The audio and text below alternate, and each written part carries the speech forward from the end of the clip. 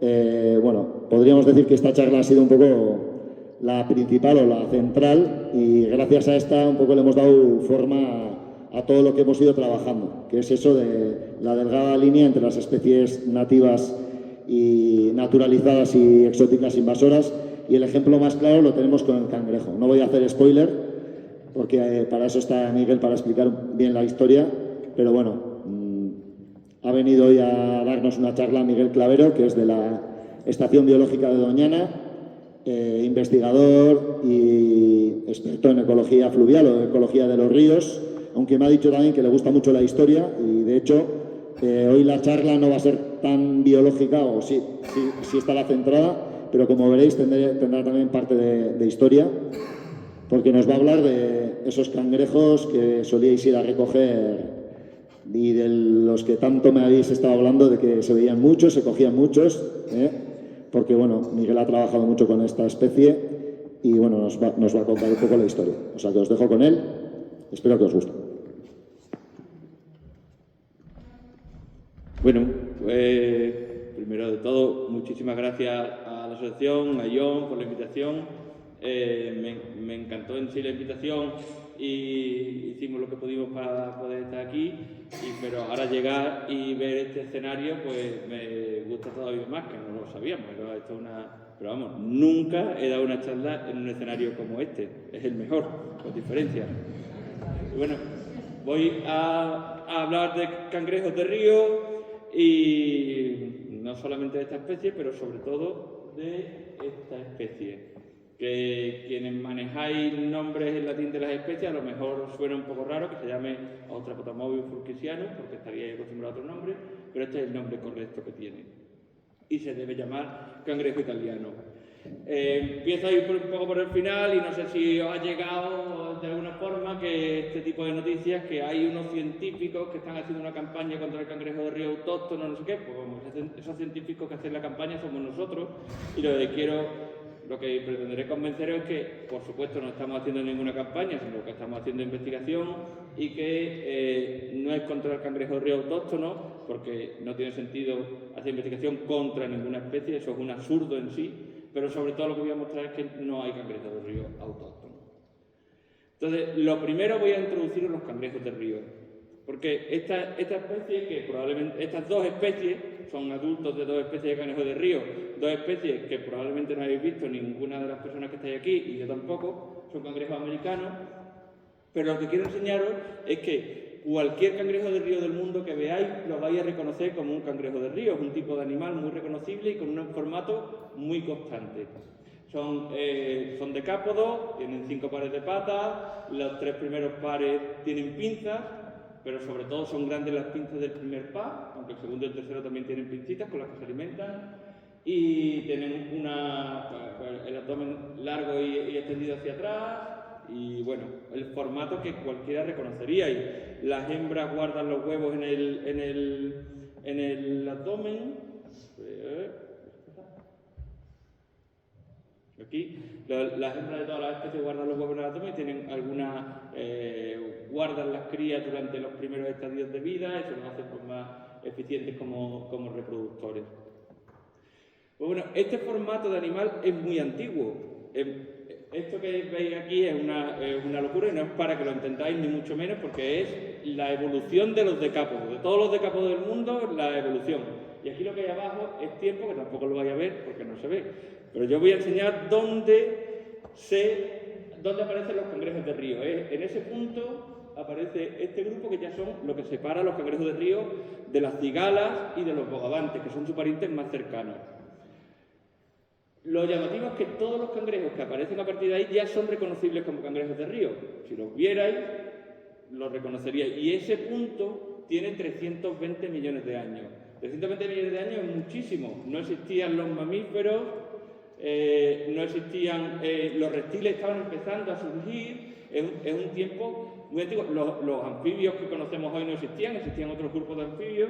Y realmente en ese momento no reconoceríamos prácticamente nada de lo que hay de lo que había bueno, las libélulas las reconoceríamos, aunque serán del tamaño de mis hijas, pero ninguna de las especies de anfibios que hay ahí se reconocerían hoy en día. Es una fauna totalmente ajena a la que tenemos Pero si estuviéramos en el Carbonífero hace 330 millones de años y viéramos un cangrejo de río, lo reconoceríamos perfectamente, porque eran igual que los que hay ahora. La distribución en el mundo de los cangrejos de río viene en este mapa y como veis, bueno, está organizado un poco en manchas y os hago una rápida presentación de los distintos grupos de cangrejos. Bueno, en total son menos de 800 especies. 800 especies serían como el número de aves que hay en la península ibérica, citar más o menos, algo así. Puede ser el número de cangrejos, de especies de cangrejos de río que hay en el mundo. En el hemisferio sur hay una familia que es la más diferente de todas, que se llama Parastácidos y que, bueno, sobre todo la mayor parte de la riqueza está en Australia, como estos cangrejos que se llaman queras, y están los cangrejos de río más grandes del mundo, que se llaman Astacopsis, que son, bueno, pueden medir el cuerpo 80 centímetros, o sea que puede ser un animal gigantesco. Realmente eso vive en Tasmania, que es una especie muy amenazada. Y en el hemisferio norte hay 3 familias de cangrejos. Una tiene muy pocas especies, los Gambaroideas, viven en la isla norte de Japón, en Corea y en el extremo este de China y de Rusia, y son muy pocas especies. La familia que tiene más especies de todas ahora mismo se me olvida el nombre de la familia, qué barbaridad. Bueno, son la familia en la que está el cangrejo rojo americano. Son cambáridos, cambaridae. Son esa familia que está concentrada sobre todo en el este de Norteamérica, tiene más de 400 especies, casi 500 especies del total de 800, o sea que concentra casi todas las especies. Algunas, como el Procambarus clark, el cangrejo rojo, lo conocemos perfectamente, está en todo el mundo, pero también tiene formas muy curiosas que no existen en otras partes del mundo, como los cangrejos excavadores, que son cangrejos que parecen ratones, porque viven en galerías que llegan al acuífero, o sea, viven durante el día metidos en el agua del acuífero y por la noche salen y se alimentan como ratones de la hierba que tienen alrededor de sus galerías. Ese formato de animal no existe en otro lugar que no sea Norteamérica. O la riqueza muy grande que hay de cangrejos cavernícolas. Hay muchas especies en sistemas de grutas de Norteamérica que tienen las típicas características de fauna cavernícola. Son blanquitos, con los ojos reducidos y así. Y por último, tenemos la familia a la que pertenecen los cangrejos europeos, que son los astácidos, pero que no está solo en Europa. La familia está tanto en Europa como en Norteamérica y esa distribución es rarísima y yo nunca la he terminado de entender.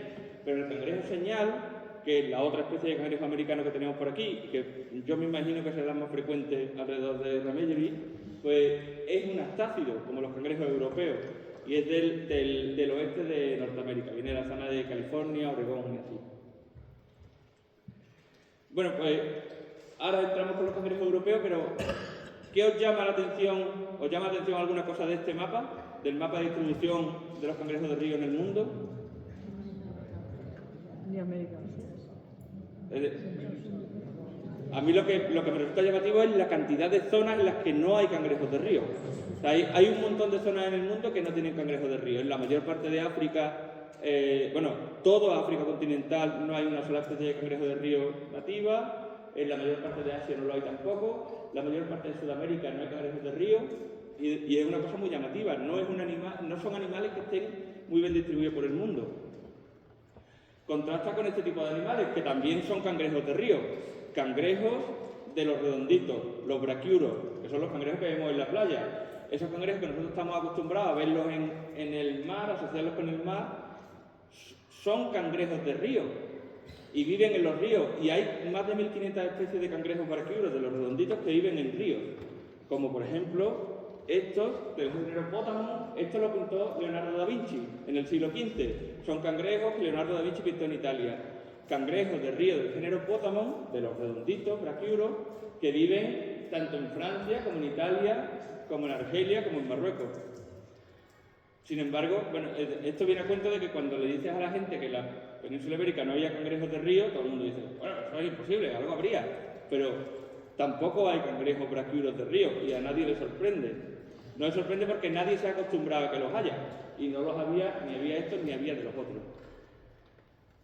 Pero una cosa que es llamativa es el lío que resulta hablar de cangrejos de río de uno y otro tipo cuando estás hablando de cangrejos de río de los de colita o de cangrejos de pero sin colita, porque todos los lugares del mundo que tienen los dos tipos de animales utilizan palabras diferentes para llamarlo. En Francia son écrevisse y crab, en Italia son gambero y grampio y crayfish y crab en inglés. Para hablar en inglés, en italiano y en francés, a nadie se le mezclan los dos tipos de animales porque las palabras son claramente diferentes. Sin embargo, en español, que pasa también lo mismo en portugués, pasa lo mismo también en catalán, yo creo que pasa también en euskera, no hay una diferenciación para los tipos de animales. Bueno, pues volvemos a los cangrejos europeos. En Europa hay 3 géneros de cangrejos, que son, digamos, los cangrejos mayores, que son muy grandes, los Astacus y Pontastacus, y luego el género Austrapotamobius. Los Astacus y Pontastacus son cangrejos que llegan a ser bastante grandes, 25 centímetros de cuerpo pueden tener, son animales que pueden ser muy corpulentos. Y os ponía el mapa de distribución solamente para que veáis que los cangrejos europeos, los cangrejos nativos de Europa, también son especies introducidas en muchas zonas de Europa. Eso no es raro, pero esas dos especies, esas áreas que os marco, son especies las que no son especies nativas, se han introducido. Y eso son estimaciones a la baja, porque, vamos, eso es opinable y será discutible científicamente, pero yo diría que en ningún lugar de Escandinavia son nativos los astacus y probablemente el área de distribución nativa hacia el oeste está muy exagerada ahí. Pero en cualquier caso no importa, lo importante es que la gente ha introducido cangrejos nativos europeos en zonas de Europa donde no son nativos. Pues vamos a los Austrapotamobius, a los cangrejos como los que teníamos aquí. Generalmente se han considerado que existían 2 especies, desde antiguo. Austrapotamobius torrentium, que no nos vamos a ver casi, y Austrapotamobius pallipes, que lo que había utilizado nombres latinos, pues es el que se ha utilizado siempre para los cangrejos de río en la península. Pues esas dos especies tienen dentro varias especies. Torrentium son como mínimo 8 o 9 especies, y eso está en el proceso de descripción, son muchas especies con divisiones muy antiguas. Y pallipes son entre 2 y 5 especies. Digamos, la división más básica es la que separa Fulkisianus y pallipes. Esa división es muy antigua, otra vez muy antigua. Nos vamos a más de 10 millones de años. Esos cangrejos, aunque de apariencia son muy parecidos, porque pasa con todos los cangrejos de río, son especies que se separaron hace más de 10 millones de años. Y 10 millones de años es anterior a la separación del ancestro de los gorilas, los chimpancés y los humanos. Digamos que gorilas, chimpancés y humanos, en ese momento todavía éramos un único tipo de animal. Y no solo es antigua la especie en millones de años, sino que es antigua la descripción de la especie. La describió un tipo que se llamaba Nini y la describió en 1886. Describió la especie con un formato antiguo de descripción, pero es la descripción que es válida hoy en día. Le puso Fulkisianus, que es un nombre muy feo porque se lo dedicó al rico del pueblo que le facilitaba los estudios, ¿no? Es un nombre de peloteo totalmente, pero bueno, es un nombre que ha quedado para la especie. Y luego, para darle un poquito más de complicación, dentro del Fulkisianus pues hay varias subespecies. Esas subespecies, hay gente que considera que deberían ser especies, gente que no, pero eso no es muy importante, lo importante es que son subespecies muy antiguas. Todas están separadas unas de otras desde hace varios millones de años. Varios millones de años, muchísimo tiempo. Bueno, pues os enseño ahora lo que ha sacado el Ministerio de Medio Ambiente, de Transición Ecológica, ha sacado el año pasado, sacó la Estrategia Española de Conservación del Cangrejo del Río. Por una cosa muy llamativa es que utilice un nombre erróneo, lo llama Austrapotamobius pallipes. Es un nombre que está claramente mal, sin duda mal. De hecho, el propio Ministerio tiene documentos en los que le llama Austrapotamobius italicus. Eso ya no voy a liar más, pero italicus se le llamaba porque un autor americano utilizó ese nombre y se quedó. Pero como el autor italiano, Nini, que os enseñaba antes, lo describió antes, tiene prioridad. Entonces, para ponerle los nombres a la especie ocurre eso, que quien lo dice primero se lleva todo el mérito. Y lo que ocurría con el americano y con el italiano es que a los americanos se les ha hecho siempre mucho caso, del italiano poco, pero de repente salieron unos italianos diciendo que tenemos a nuestro italiano que lo dijo primero. Entonces, el que le puso nombre válido es el italiano. Pero bueno, llama la atención que el ministerio, habiendo cambiado el nombre ya anteriormente, vuelva al origen eso de Australopotamobius pallidus. Pero luego, y es lo que voy a seguir el resto de la charla, el texto este que ha publicado el ministerio le llama el cangrejo de río autóctono de la península ibérica. Bueno, venga, autóctono. Vamos al meollo de la cosa. No hay, a ver si hago el spoiler desde el principio, no hay cangrejos autóctonos en la península ibérica. Y ahora os cuento por qué. ¿Nunca ha habido cangrejos de río en la península ibérica? Pues mira, en algún tiempo muy lejano, cuando no tenía ni sentido hablar de península ibérica, sí lo había. Porque estos fósiles tan bonitos son de unos cangrejos que vivieron en lo que hoy es Cuenca o el sur de Tarragona. En yacimientos salen mucho este tipo de cangrejos. Son perfectamente reconocibles como cangrejos de río porque tienen todas las características. A estos animales se les ha puesto de nombre Australopotamobius jopisi. Y lo de jopisi da igual, pero llama la atención que se utilice este nombre, el nombre del mismo género del cangrejo que tenemos aquí, Australopotamobius. Pero eso es un sinsentido porque esos fósiles tienen 130 millones de años. Y hace 130 millones de años no es que no existiera el género Australopotamobius, es que no se habían separado las tres familias de cangrejos de río que os he enseñado antes del hemisferio norte. O sea que tan ancestros de los cangrejos Australopotamobius fulcrisianos son estos cangrejos fósiles como lo podrían ser el cangrejo rojo del cangrejo señal. Da igual, porque es tan antiguo que no hay, en ese momento no hay ni península ibérica, ni familias de cangrejos de río, ni nada. En ese momento había celacantos de agua dulce de los ríos de Cuenca, de los cuellos de Cuenca, y había pterodáctilos volando por el cielo, reptiles voladores. O sea que no, es una fauna que ha cambiado radicalmente. Después de esos 130 millones de años, ¿alguna evidencia de que hubiera cangrejos de río en la península ibérica? Pues lo más parecido es una cosa bastante psicodélica que sacó este señor García de Diego en la revista Monte en el año 47, que revisando las pinturas, la pintura que hay en la cerámica de Numancia, creyó ver un cangrejo de río. Entonces pensó que era un cangrejo, eso tiene más de 2000 años, y creyó que era una representación de un cangrejo de río, pero diciendo, bueno, pero a lo mejor el dibujo es un poco bruto, pero es que el dibujo era esto. Entonces, yo creo que nadie puede dar por bueno que eso sea una representación de un cangrejo de río. O sea, puede ser cualquier otra cosa. De hecho, puede ser un motivo decorativo, no tiene por qué ser ningún animal. Yo veo un cangrejo de río, si cojo el dibujo anterior, ahí en la mancha esa veo un cangrejo de río más claramente que en el dibujo que habéis visto el García de Diego este.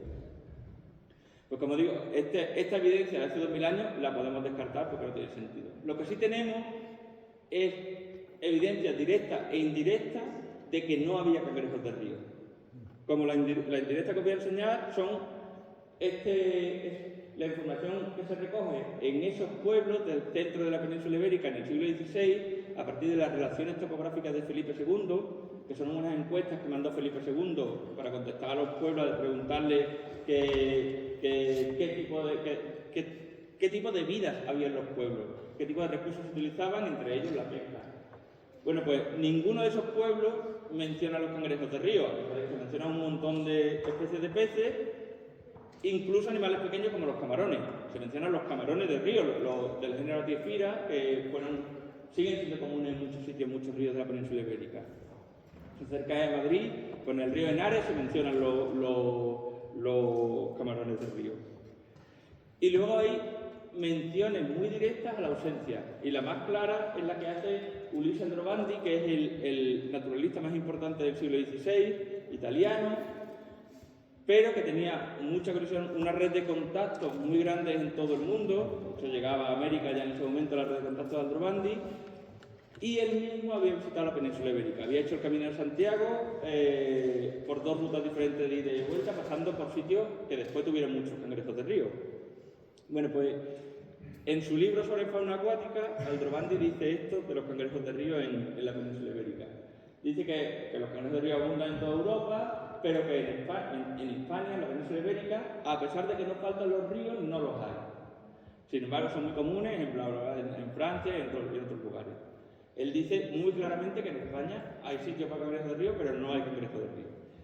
Y una cosa muy interesante de Aldrovandi no solo es que fuera un sabio, el naturalista más importante en ese momento, seguramente el más importante desde los griegos, de Aristóteles, o de los romanos, sino que era naturalista de cabecera, digamos, tenía mucha relación con su mecenas, el Francesco I de Medici, que era el gran duque de la Toscana. El gran duque de la Toscana tenía, como veremos después, mucha relación con la corte española. Y allí empezamos a introducir corte española y vamos con el personaje fundamental, que es el rey Felipe II. Felipe II, hijo de Carlos V, desde su infancia muy aficionado a la pesca y a la caza. De hecho, se vive durante los primeros, hasta después de su adolescencia, prácticamente cazando y pescando cada día de su vida. Muy interesado por las cosas digamos, por la diversidad de la naturaleza, aunque no se utilizaban esos términos en ese momento, pero introdujo esa introducción del personaje para que no pensemos que es un ignorante, era todo lo contrario de un ignorante en lo que se refiere al mundo natural. Terminó teniendo probablemente la mejor biblioteca de historia natural, de las mejores que había en el mundo. Siendo príncipe heredero, hizo un viaje a lo que después serían sus dominios europeos, en Italia y en Países Bajos, en Centro Europa, lo que se llamó el felicísimo viaje, y allí se sorprendió, está muy bien escrito, muy bien descrito, se sorprendió por la jardinería, por cómo en Europa se trataba la jardinería. Además, en la década 50, poco después de convertirse en rey, de que ya abdicara Carlos V y rompiera el imperio y pasara a la parte ibérica y digamos occidental a Felipe II, se casó con, ahora se me ha olvidado el nombre de la mujer, Isabel, con Isabel que tiene un montón de eco y escucho el... No, de Portugal no. Bueno, da igual, su mujer Isabel, que era la hija del rey de Francia y a su vez hija también de la hermana del gran duque de la Toscana, era una Medici por parte de madre. Esta mujer se había criado en los jardines de la corte francesa y los jardines de la corte de la Florencia, los mejores jardines del mundo. Esas dos circunstancias pues hicieron que en las primeras épocas del reinado de Felipe II, sobre todo en la década de 1560, se emprendiera un ajardinamiento muy importante de todos los sitios reales, de la Casa de Campo, de Aranjuez, del Pardo y después ya del Escorial. Y en esos ajardinamientos se incluía la construcción de estanques, de lagunas, de sistemas de agua que no solamente eran para tener animales, como veremos ahora, sino que formaban una red de infraestructura hidrológica muy importante. En la Casa de Campo, las lagunas que estaban arriba era lo que daba potencia para que saliera el riego y las fuentes que estaban en la parte baja, en el palacio que hoy está prácticamente perdido, se ha utilizado de vivero. Pero eso en la Casa de Campo era un sistema hidráulico súper complejo en la que las lagunas eran una parte fundamental. Y las lagunas se construían, está escrito en los documentos, a la manera de Flandes. O sea, era muy explícito que estaba replicando el modelo que había conocido en Centro Europa. Y en esas lagunas, que estaban a la manera de Flandes, quería los animales que había visto en Flandes. Por un lado quería carpas y lucios y tencas, aunque las tencas ya estaban en la península ibérica por entonces, y por otro lado quería cangrejos de río. Entonces, hay muy buena documentación histórica de todas las gestiones que se hicieron para conseguir estos animales. Y la primera de ellas, el primer documento, o de los primeros que hemos estado utilizando, el primero importante, va dirigido al cardenal Gran Vela, que era el hombre fuerte de Felipe II en Países Bajos, que en 1562 le escribe una carta pidiéndole un montón de cosas. Un memorial, le llama el memorial de cosas que se le piden al cardenal Gran Vela. Le pide un montón de cosas muy curiosas, le pide cuchillos, le pide botas de agua, le pide herramientas para construir los embalses, le pide patines de hielo, porque en ese momento los jardines se helaban hasta el punto que se podía hacer patinaje sobre hielo durante varios meses, eso en Madrid. Y le pide un maestro que sepa hacer estanques y manejar peces de los estanques. Y como peces le dice que quiere que sepa manejar carpas Brujetes, que son los lucios, y alcrevices. Alcrevices es una palabra que se inventa por completo y es la españolización del término écrevisse, de la parte del término francés para referirse al cangrejo de río. La reina que os presentaba antes era francesa y era probablemente la que le contaba las cosas que se podían tener en los estanques.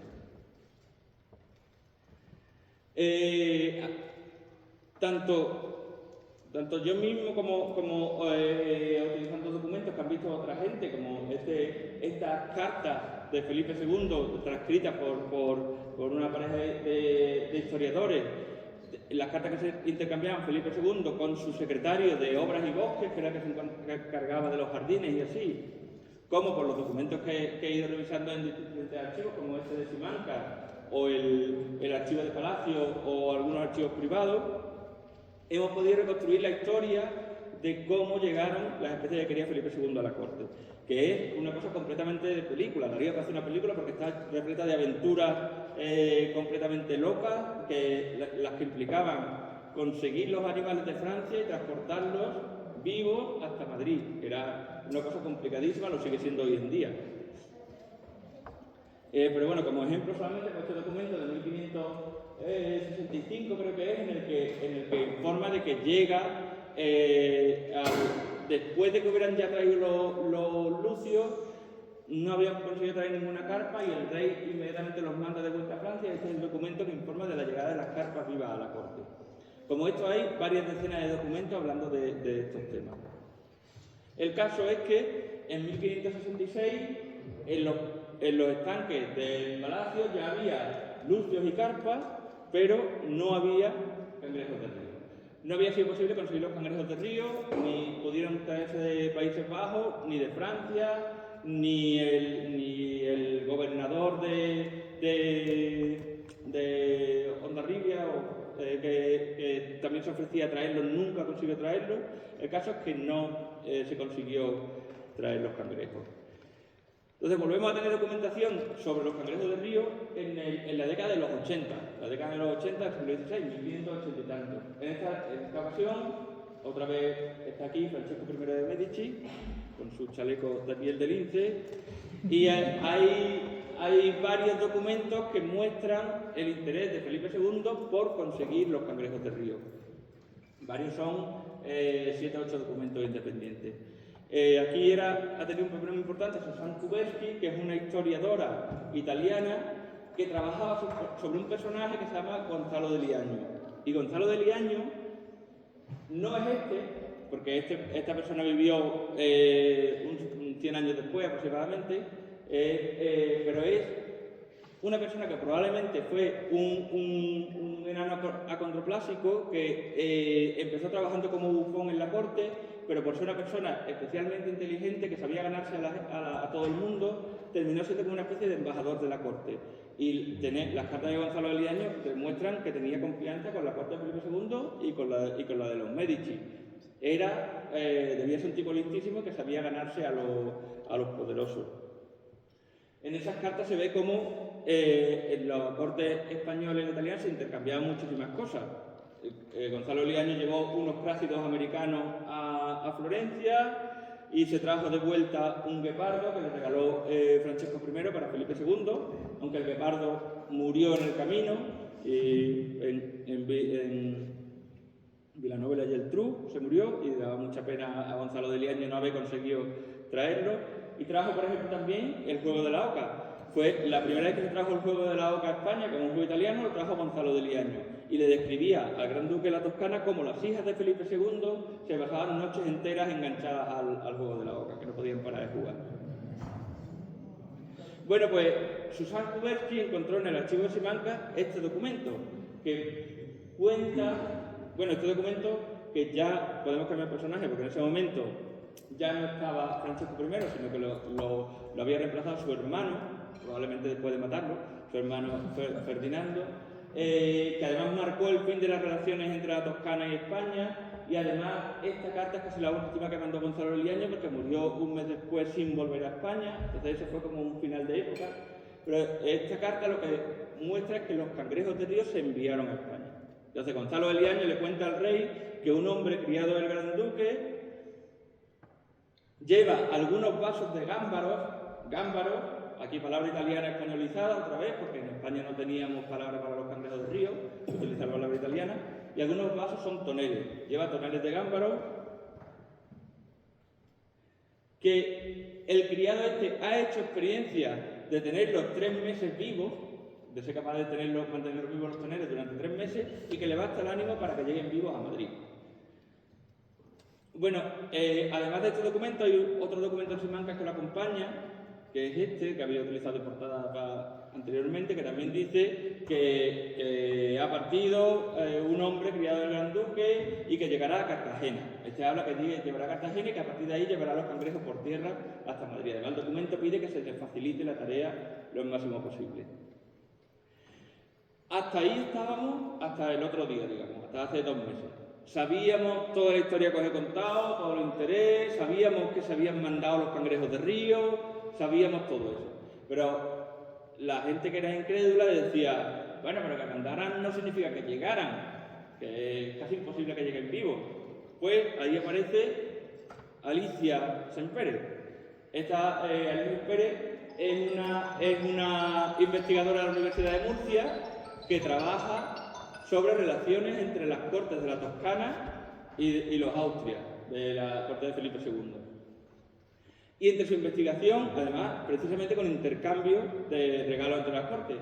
Y en su investigación trabaja con un conjunto de papeles del Archivo Simancas que se llama el no sé qué de Hacienda, que es una auténtica pesadilla, porque son prácticamente un conjunto de albaranes, de no sé quién pagó, no sé cuánto, no sé quién, no sé quién pagó, no sé cuánto, no sé quién, pues no sé qué, miles de cuentas almacenadas del siglo XVI allí y Alicia se va repasando todo eso y de vez en cuando encuentra premios. Y por casualidad nos enteramos de que ella había encontrado ese premio y yo estaba trabajando con los cangrejos porque Alicia había dado con este documento. Un documento que es increíble porque es muy explícito, mucho más que los normales en ese conjunto de documentos, y que nos dice que un criado del Gran Duque de la Toscana, que se llama Antonio de Aunano, Antonio, el que se trajo los cangrejos se llamaba Antonio de Aunano, ya sabemos quién era la persona.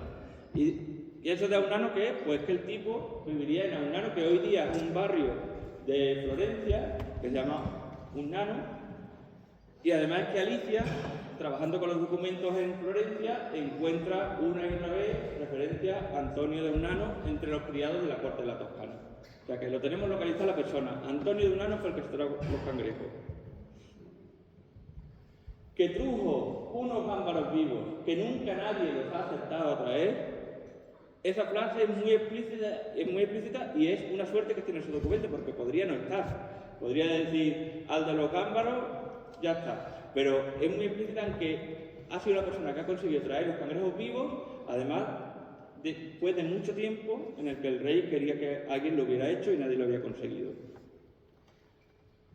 Y la fecha es 17 de mayo de 1588, es casi 3 meses después de la carta que hablaba de la salida de Gonzalo Eliaño, de la salida del criado. El criado salió el 22 de febrero y el 17 de mayo está este documento, casi 3 meses después, en el que se le paga por traer los cangrejos vivos. Y, muy importante, el rey directamente manda que se le den a este Antonio 300 ducados. 300 ducados es un pastón. El cuadro que os he puesto antes de Velázquez del Bufón estaba tasado en 100 ducados, o sea, son como 3 cuadros de Velázquez. Al cambio actual serían unos 60.000 euros, porque bueno, el cuadro de Velázquez ha ganado mucho valor con el tiempo, pero se le dieron en mano directamente a ese hombre, por lo que había hecho unos 60.000 euros. Cuando jugaba me traía unos cuantos cangrejos de río a la corte. Y además, ese envío, pues tiene, explica de forma muy sencilla por qué los cangrejos que tenemos en la península ibérica, que le hemos llamado siempre autóctonos, son como son. Son como son significa que son de la subespecie de Ostracotomobius pulpicianus que vive en la Toscana. Ese patrón biogeográfico que es prácticamente imposible explicarlo por cualquier cosa natural, por cualquier fenómeno natural, que esos cangrejos que llevan millones, acordaos que llevan millones de años separados de estos y de aquellos. Las distintas manchas de colores son animales que llevan millones de años separados unos de otros. Y es muy difícil explicar por qué estos rojos, estos autocotopeus purkisianos, están aquí en la península. Pues estos documentos que os he ido enseñando explican de forma muy sencilla por qué ocurre eso. Y ahora os había preparado yo creo que me voy a saltar, lo voy a pasar un poquito rápido, porque puede que hayáis escuchado este tipo de cosas. Vale, ya, tú te has encontrado los papeles que tú quieras, pero la genética dice que son nativos. Eso se dice así directamente. La gente dice, los estudios genéticos dicen que son nativos, porque dicen, es que los cangrejos de río españoles tienen muchos haplotipos y algunos son únicos. Haplotipos son, la gente se pone a analizar el ADN y lee un trocito de la cadena de ADN, eso tiene una serie de letras, y haplotipo es cada combinación de letras únicas. Entonces la historia que se dice aquí es que si aquí identificamos haplotipos que no están en Italia, pues significaría que es autóctono, ¿no? Entonces, eso tiene un problema básico, y es que un haplotipo solamente se encuentre en un sitio no significa que sea autóctono allí. Eso, había utilizado este ejemplo de estos caracoles, son los vígaros de la costa, que a lo mejor recogéis en las rocas y se comen. Pues estos animales se introdujeron en Norteamérica en algún momento de la colonización europea, seguramente siglo XVII o por ahí, y había este tipo de discusión también de si era autóctono o no. Cuando se hicieron análisis genéticos se vieron pues lo mismo que los cangrejos de río españoles. Hay muchos haplotipos y encima todos los que están con flechitas son únicos de Norteamérica. Los autores de este trabajo dirán, vale, serán únicos, pero lo importante no es que sean únicos, sino es que si son nativos de Norteamérica tienen que ser no solamente únicos, sino diferentes de los europeos. No puede ser que estén mezclados, porque si están todos mezclados, lo que nos indica es que estamos hablando de una única población, de una única unidad, y no tiene sentido que sean nativos de Norteamérica. Un ejemplo mucho más claro es lo que pasa con el rabilargo. El rabilargo es un animal que vive en el este de Asia, un tipo de animal, digamos, en el este de Asia y en la península ibérica. Durante mucho tiempo se especuló con que el rabilargo lo habían traído los navegantes portugueses del Oriente Lejano. ¿Sí? Cuando hicieron genética, ¿qué vieron? Pues que todos los ibéricos se parecen más entre sí que a ninguno de los asiáticos, lo mismo con los asiáticos, todos los asiáticos se parecen más entre sí, y los asiáticos y los ibéricos son muy diferentes. En este caso, esto es una evidencia muy clara de que los rabilargos son autóctonos de la península ibérica, son especies nativas.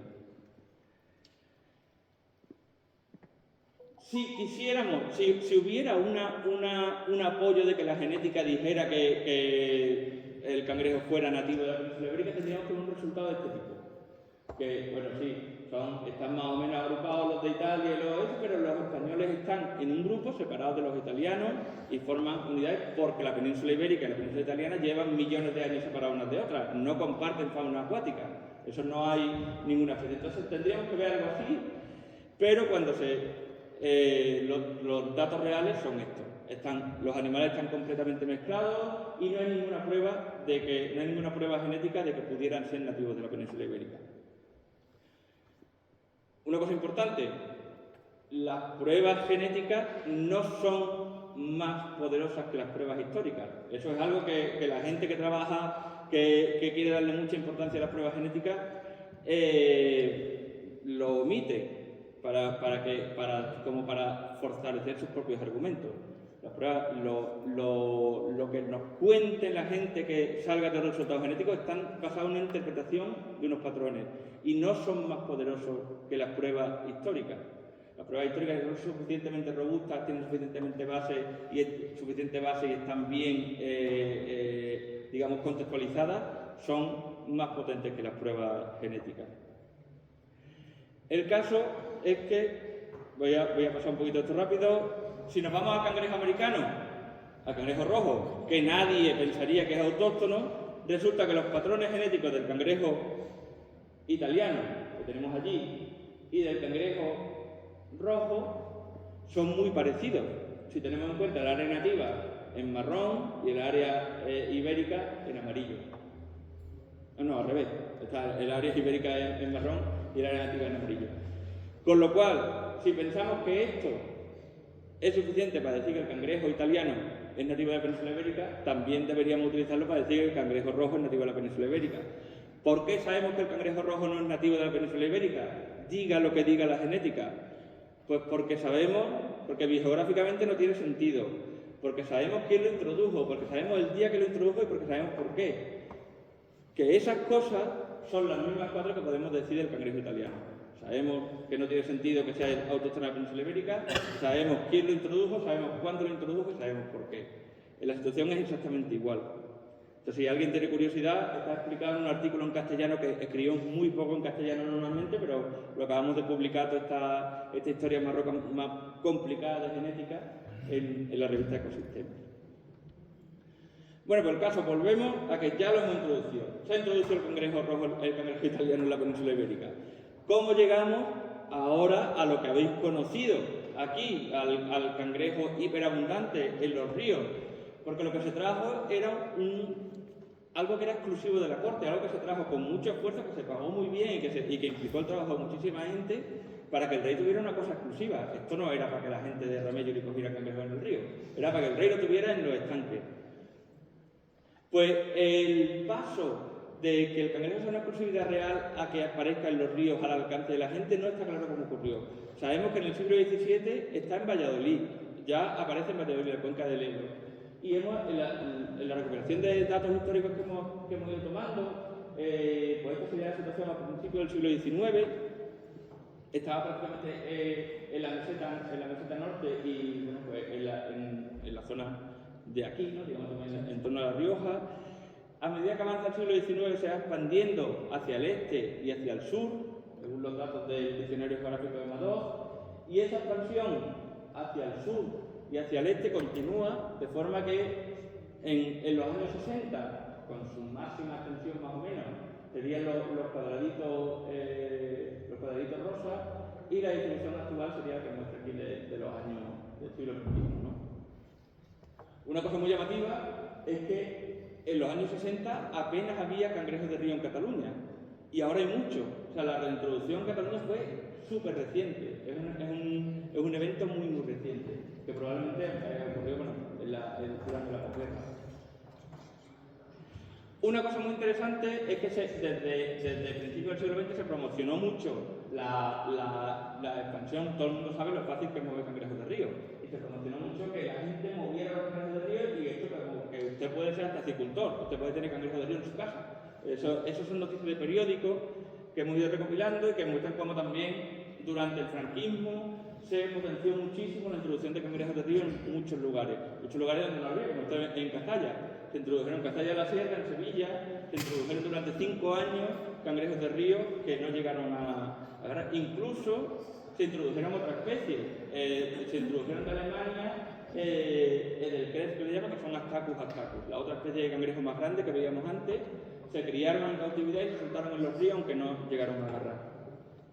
Y el éxito de la popularidad pues llegó, como he dicho, en el Festival Nacional de Exaltación del Cangrejo de Río de Herrera de Pisuerga, que era un evento que tenía sus desfiles con carrozas, sus celebrities allí, Dalí, Manolo Escobar, allí iban, tenían mucha repercusión en la prensa, y esto ocurrió prácticamente en el momento en el que se hundió el cangrejo de río.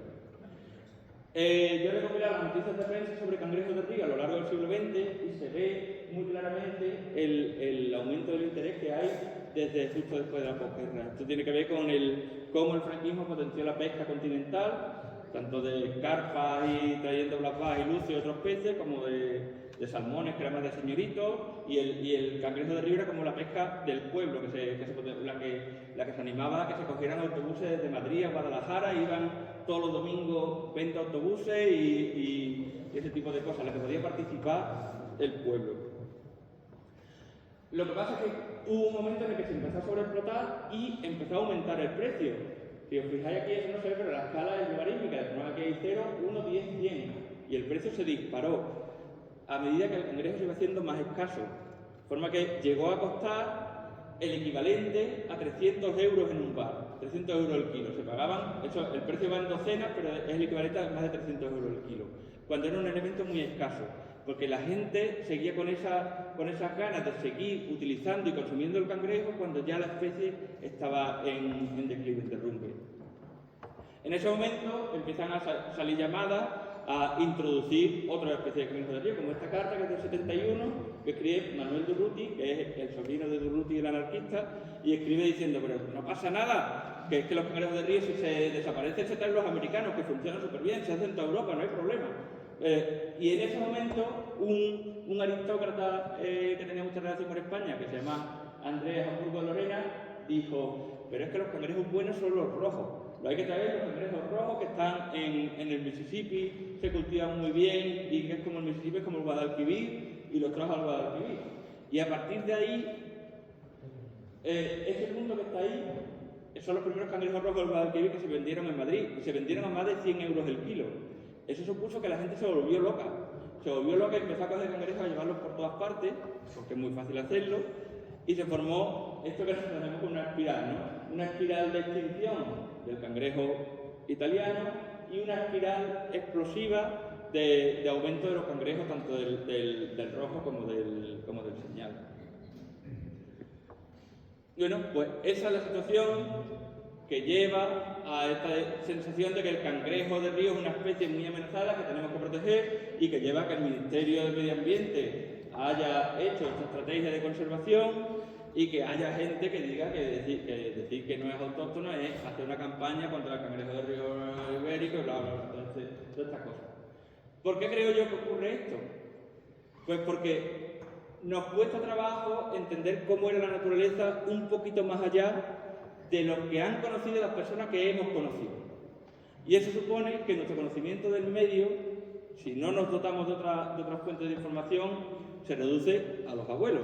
Los abuelos son la última fuente de información que tenemos. El ideal de la naturaleza en general en la sociedad tiene que ver con lo que cada uno ha conocido, con la experiencia propia o con la experiencia transmitida de personas que hemos conocido. Muy raramente llegará más allá de los abuelos. Esto se llama la pérdida de referencia, porque en realidad había muchas cosas que con nuestros abuelos ya estaban perdidas. Nuestros abuelos con vuestros abuelos. Con cualquiera de los abuelos de los que estamos aquí ya no había osos en la Sierra Morena andaluza. Pero osos en la Sierra Morena andaluza hubo hasta hace 4 siglos perfectamente. En Tarifa había osos. Entonces hay un momento en que se pierde el paso de información entre generaciones, se pierde muy rápidamente a partir de los abuelos y nos quedamos como que la situación ideal que tenemos que buscar es la de los abuelos.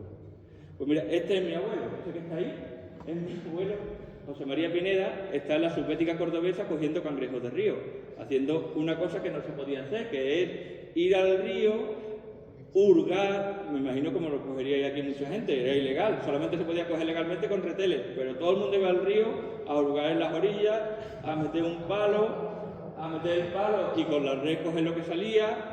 Eso estaba muy claramente definido como una actividad ilegal, pero ellos iban allí, luego se tomaban un arroz, se hartaban de vino porque eran de Montilla y se lo pasaban súper bien, y esa es una experiencia en la naturaleza inmejorable, es lo que unía a la gente con los cangrejos. Pero a mí lo que me resulta interesante es que entre esta foto y esta que os pongo han pasado 25 años. Este soy yo de chico y tengo un cangrejo de río. Esto es un cangrejo de río que ya es un cangrejo rojo. O sea, toda mi experiencia de cangrejo de río, toda la que he tenido ha sido con cangrejo rojo. El otro día estábamos con mis hijas, tengo una foto casi igual de ella, con cangrejo señal aquí en Navarra.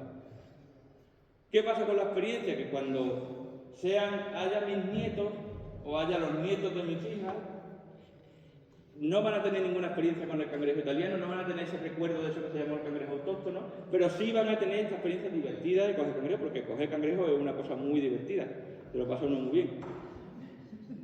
¿Y qué pasa con eso? Pues que empiezan a surgir tradiciones como la de la saltación del cangrejo de río de Regresa, pues resulta que también aparecen con el cangrejo rojo. Esta es la feria del cangrejo rojo de Isla Mayor, en la marisma del Guadalquivir.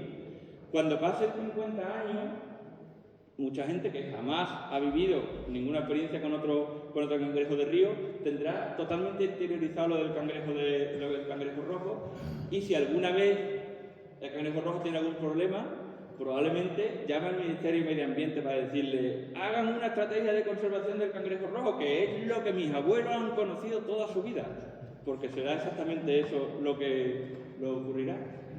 Entonces, esa es una reflexión final como para que consideremos lo importante que es la visión a largo plazo sobre cómo es la naturaleza. La visión a largo plazo sobre cómo de importante es saber de dónde viene el campo, el medio natural, de dónde viene en el largo plazo, cómo ha llegado a ser como es hoy, porque eso nos permite entender cómo es hoy y nos permite también trabajar para cómo queremos que sea en el futuro.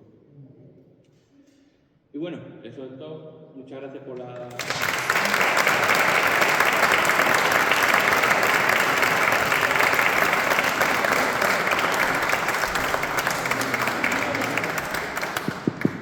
Bueno, gracias.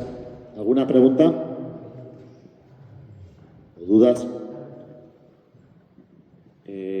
Sí, es que en el mapa de distribución de las subespecies me he quedado viendo que en la que estaba más distribuida en Italia del Sur había un punto en Pirineos. O sea, ¿se sabe algo de eso porque está ahí o algo?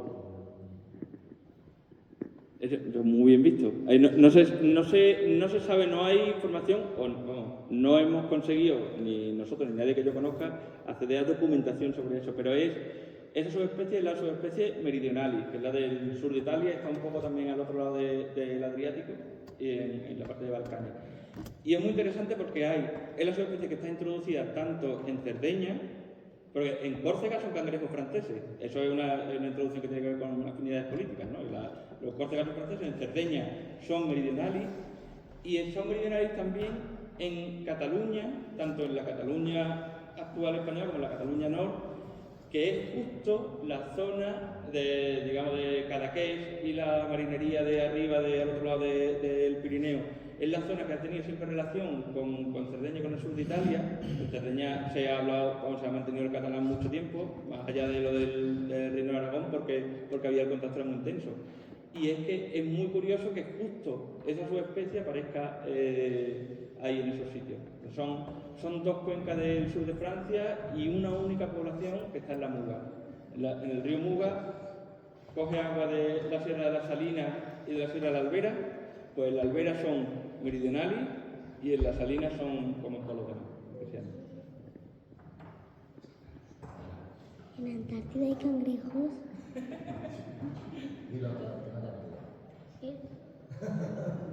Me ha preguntado si en la Antártida hay cangrejos. No hay cangrejos de río en la Antártida. Y yo creo que no sobreviven si los llevan. Pero hay cangrejos de los otros. De los redonditos sí que hay. Y camarones.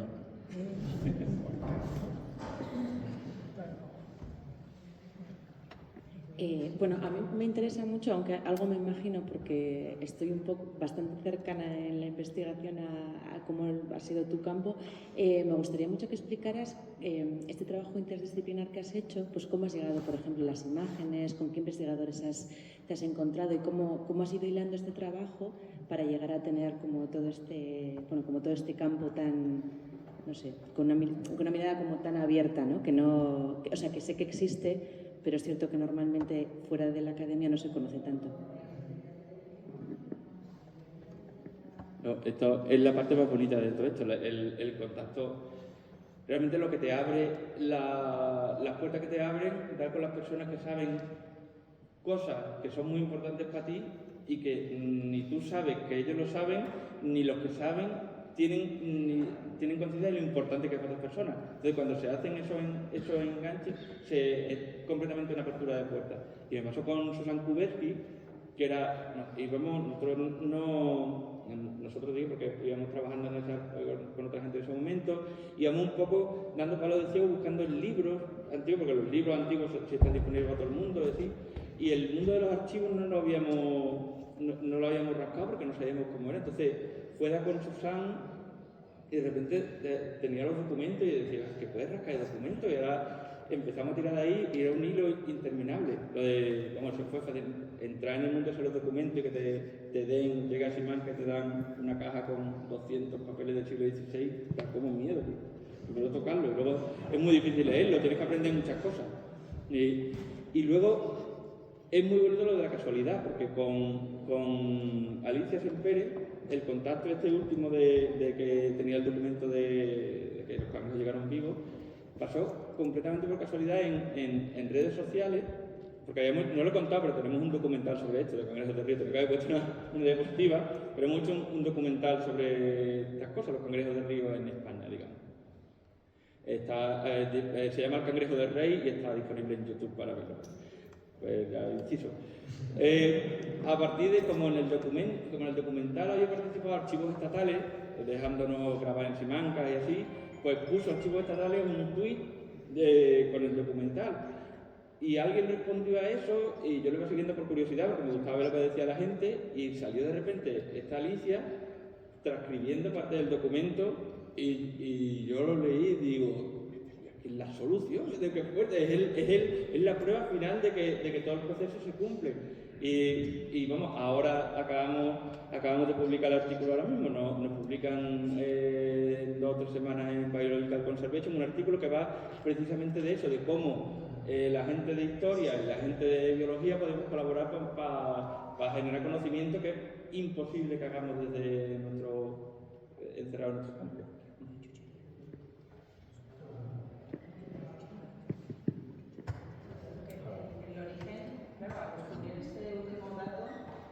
Que al descubrir este último dato también puede cambiar incluso la normativa legal, ¿no? Porque si se piensa que es un cangrejo autóctono y se pone un tipo de normativa y resulta que se descubre que no lo es, pues quizás también condiciona la parte legal. O sea, que al final este tipo de descubrimientos no son cosas banales, sino que condicionan luego pues lo que podemos o no hacer en los ríos con los cangrejos, la manera de protegerlos, etcétera, etcétera. Es todo un proceso, ¿no? Debería ser así. Eso es lo que debería ser. De hecho, intentamos desde la Asociación Biológica Doñana donde yo trabajo y yo mismo también mantener contacto con las administraciones, directamente con la Junta de Andalucía allí y con el Ministerio en Madrid. Lo hacemos muy activamente para decir que la estrategia que se sigue no tiene sentido, que hay que parar, recapacitar y volver a dibujar el escenario porque se viene trabajando con la misma inercia desde los años 70, realmente. Y la estrategia esta que acaba de sacar el Ministerio es una rueda que empezó a girar en los años 70 y que a partir de los años 70, de los años 80, mueve las mismas personas individuales, son el mismo grupo de personas, y que trabajan en un ambiente muy cerrado y muy hermético. El problema es que las inercias de la administración son dificilísimas de parar, porque hace falta responsables políticos que decidan esto no tiene sentido, hasta aquí hemos llegado, y se encuentra con un montonazo de problemas, y los responsables políticos lo que menos quieren son problemas.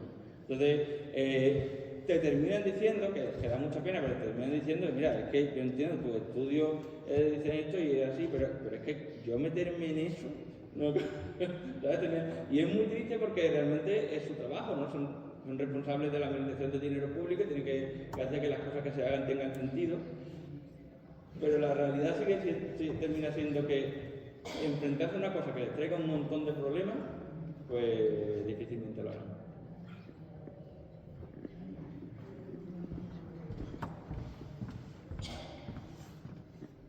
Hola, una pregunta. A mí me llama mucho la atención, porque si en castellano no existía la palabra cangrejo, ¿desde cuándo se le llama cangrejo? ¿Y por qué? ¿O alguien se lo inventó? Sí, es que no sabe. se usaba cangrejo para los cangrejos redonditos. De hecho, Nebrija, la gramática primera, el diccionario primero del siglo XV, son muy claros que cangrejo es cáncer y cáncer es el cangrejo redondo. O sea, que existía la palabra. Lo que no existía es, como no existía el otro animal, el que hemos terminado llamando cangrejo de río, lo que pasó es que tomó la palabra del otro animal. Pero la palabra existía, sí.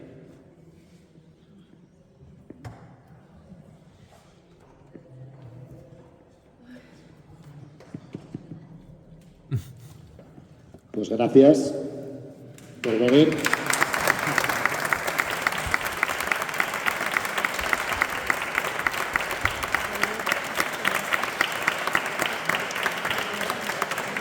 Bueno, y por el esfuerzo que ha hecho, porque bueno, han estado de vacaciones y en su ruta pues han hecho la parada de venir aquí y ahora van a estar un par de días con nosotros.